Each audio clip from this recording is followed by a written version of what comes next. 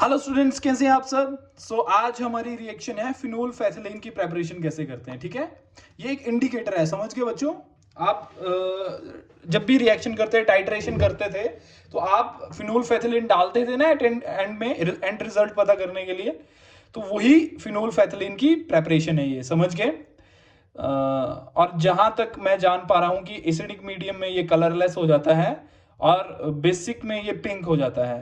अगर मैं करेक्ट हूं तो भी कमेंट कीजिए, अगर इनकरेक्ट हूं तो भी कमेंट कीजिए। ठीक है, तो चलिए बच्चों, अब देखते हैं फिनोल फैथिलीन की प्रेपरेशन कैसे है। देखो बच्चों, सबसे पहले आपको पता होना चाहिए इसको क्या बोलते हैं, थैलिक एसिड। समझ गए, phthalic acid, don't say पैथेलिक acid, phthalic. मैं पैथेलिक ही बोलता था पहले, पर now I have corrected my self, this is phthalic acid. समझ गए, थैलिक एसिड है, समझ गए।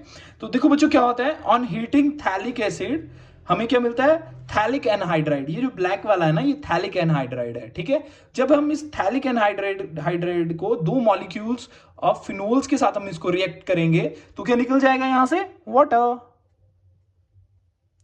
और हमें क्या मिल जाएगा, फिनोल फैथिलीन। चलो अब पहले पढ़ लेते हैं, देन मैं आपको इसका समझाता हूं कि कैसे हुआ ये।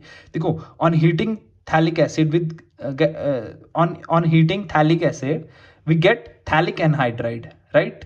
On heating this compound with two phenol molecules, at last we got what, phenol phenolphthalein। ठीक है, हमें लास्ट में क्या मिल जाएगा, फिनोल फैथिलीन मिल जाएगा। समझ गए बच्चों।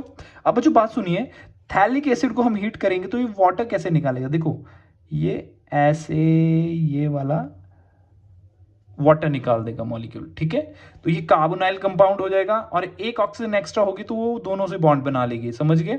ठीक है, तो हमारे थैलिक एनहाइड्राइड ब्लैक वाले का नाम है, समझ गए, इस पूरे का नाम नहीं है, याद रखना।